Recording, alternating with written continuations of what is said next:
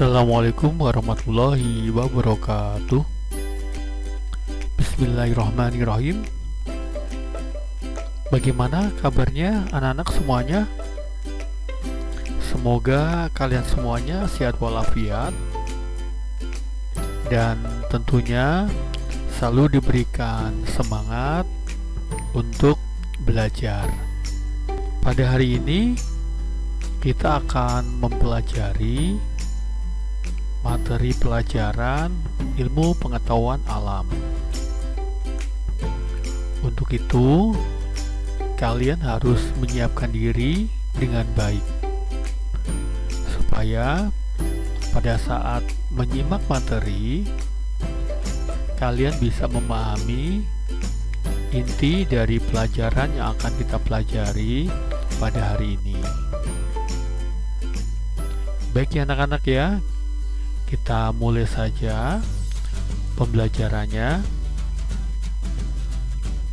Materi pada hari ini kita akan mempelajari kompetensi dasar 3.2, yaitu menerapkan prosedur mitigasi bencana alam.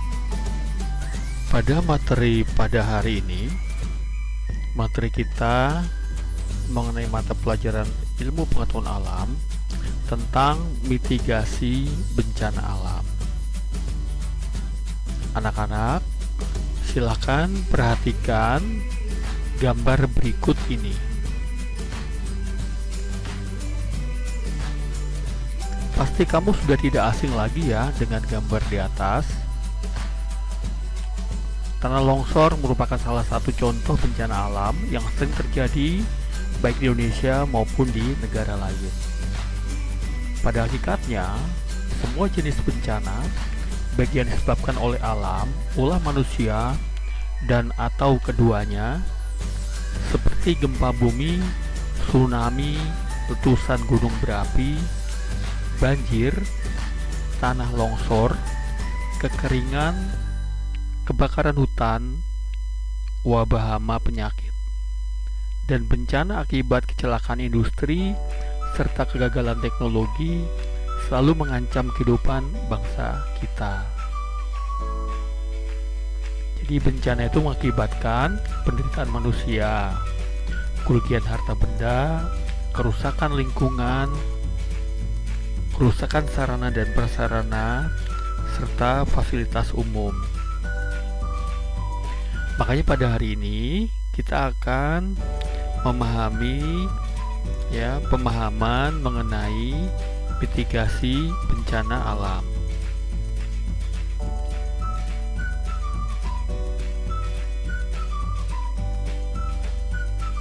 Perhatikan juga untuk gambar berikut ini.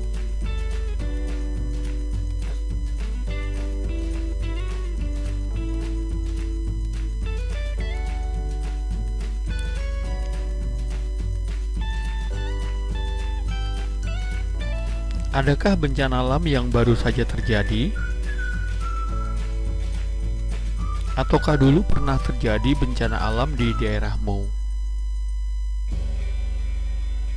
Dalam kenyataan hidup sehari-hari, peristiwa di bumi dapat dikaji dari sumber penyebabnya. Ada dua sumber penyebab yang berkaitan dengan asal-usulnya. Adanya gaya endogen dan gaya eksogen. Gaya endogen adalah gaya yang berasal dari dalam bumi itu sendiri. Sedangkan gaya eksogen adalah gaya yang berasal dari luar bumi yang dapat mengubah keadaan di permukaan bumi. Ayo anak-anak, bisakah melakukan perbedaan ya? Apa perbedaan gaya endogen dan gaya eksogen?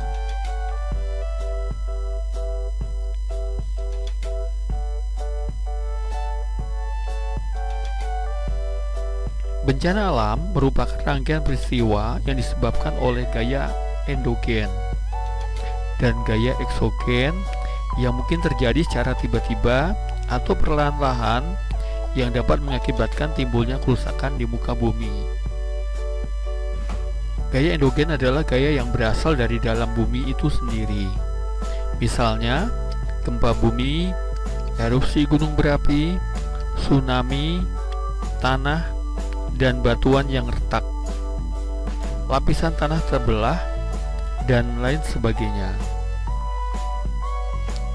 Sedangkan gaya eksogen adalah gaya yang berasal dari luar bumi, yang dapat mengubah keadaan di permukaan bumi.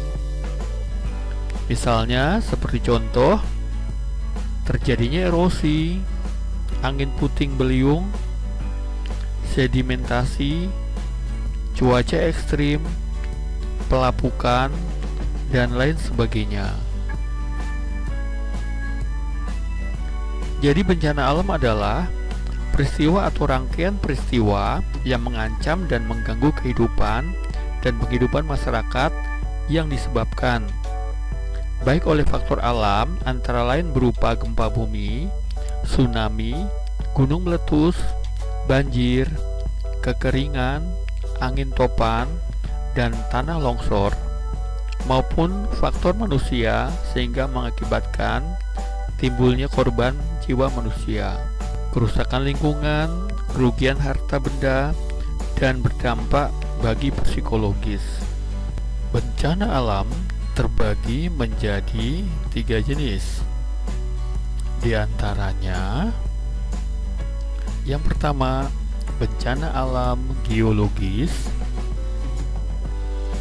yaitu bencana alam ini disebabkan oleh gaya-gaya yang berasal dari dalam bumi atau gaya endogen. Contoh yang termasuk dalam bencana alam geologis adalah gempa bumi, letusan gunung berapi, dan tsunami. Yang kedua, bencana alam klimatologis. Bencana alam klimatologis ini merupakan bencana alam yang disebabkan oleh faktor angin dan hujan. Contohnya, misalnya, bencana alam klimatologis adalah banjir, badai, banjir bandang, angin puting beliung, kekeringan, dan kebakaran hutan.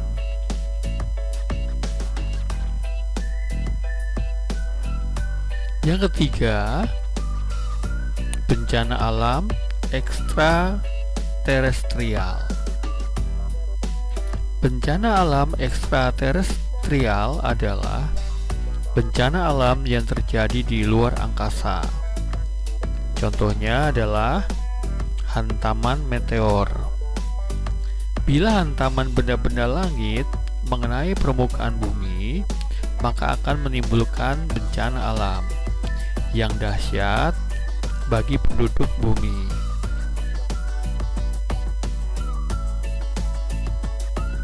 Berikutnya, mitigasi bencana alam.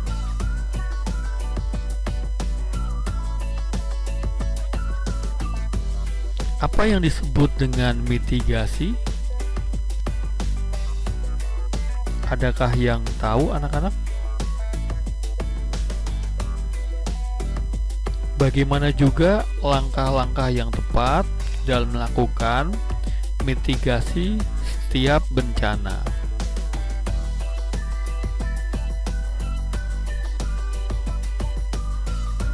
Silahkan nanti kalian tulis di kolom komentar.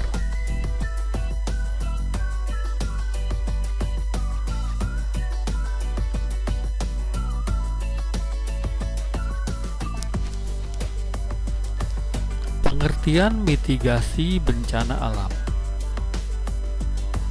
Mitigasi merupakan serangkaian upaya yang dilakukan untuk mengurangi resiko bencana, baik secara struktural melalui pembuatan bangunan-bangunan fisik maupun non-struktural melalui penyadaran dan peningkatan kemampuan menghadapi ancaman bencana. Jadi mitigasi ini pada prinsipnya harus dilakukan untuk segala jenis bencana. baik yang termasuk ke dalam bencana alam maupun bencana sebagai akibat dari perbuatan manusia. Misalnya, kegiatan antara lain pembuatan bangunan tahan gempa, memberikan penyuluhan dan peningkatan kesadaran masyarakat yang tinggal di wilayah-wilayah rawan gempa.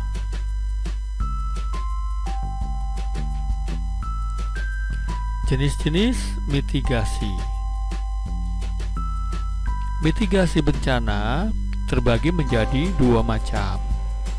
Yang pertama, mitigasi struktural, dan yang kedua, mitigasi non-struktural. Mitigasi struktural adalah serangkaian upaya untuk meminimalkan bencana yang dilakukan melalui pembuatan bangunan-bangunan fisik serta dengan menggunakan pendekatan teknologi. Contoh dari mitigasi struktural adalah pembuatan kanal khusus untuk mencegah banjir dan alat pendeteksi aktivitas gunung yang masih aktif. Mitigasi struktural merupakan upaya untuk mengurangi kerentanan terhadap bencana dengan cara rekayasa teknis bangunan tahan bencana. Dan bangunan tahan bencana adalah bangunan dengan struktur yang direncanakan sedemikian rupa sehingga bangunan tersebut mampu bertahan atau mengalami kerusakan yang tidak membahayakan apabila bencana tersebut terjadi. Yang berikutnya, mitigasi non-struktural. Mitigasi non-struktural adalah serangkaian upaya mengurangi dampak bencana selain dari mitigasi struktural, seperti upaya pembuatan kebijakan dan pembuatan suatu peraturan. Contohnya, misalnya, mitigasi non-struktural adalah pembuatan undang-undang penanggulangan bencana, pembuatan tata ruang kota yang baik, capacity building masyarakat, ataupun menghidupkan aktivitas lain yang berguna untuk menambah pengetahuan masyarakat. Kebijakan mitigasi baik yang bersifat struktural maupun yang bersifat non-struktural harus saling mendukung.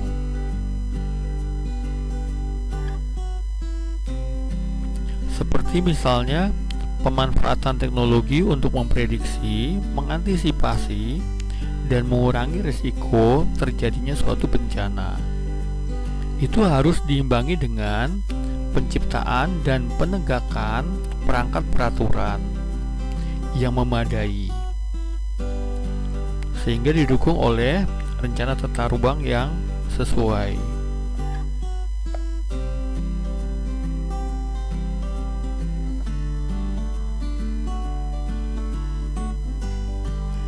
Langkah-langkah yang harus dilakukan dalam mitigasi bencana supaya risiko dari bencana dapat diminimalisir. Di antaranya adalah yang pertama, mitigasi bencana banjir. Mitigasi bencana alam banjir dapat dilakukan dengan cara yang pertama, melakukan pengawasan penggunaan lahan serta perencanaan lokasi untuk menempatkan fasilitas vital ke daerah yang aman. Yang kedua, menyesuaikan desain bangunan di daerah banjir. Yang ketiga, membangun segala infrastruktur kedap air. Yang keempat, membuat tanggul atau tembok penahan di sepanjang sungai, serta membuat tembok laut sepanjang pantai. Mitigasi bencana tanah longsor bisa dilakukan dengan yang pertama, membuat pemukiman dan fasilitas utama lainnya yang mendukung di daerah rawan bencana. Yang kedua, menyarankan untuk merelokasi tempat tinggal ke tempat yang lebih aman dan jauh dari tebing. Ketiga, menyarankan pembangunan fondasi tiang pancang di setiap bangunan untuk menghindari bahaya. Yang berikutnya, mitigasi bencana gunung meletus. Mitigasi bencana alam gunung berapi bisa dilakukan dengan cara yang pertama, menghindari tempat-tempat yang sekiranya bakal terjadi aliran lava.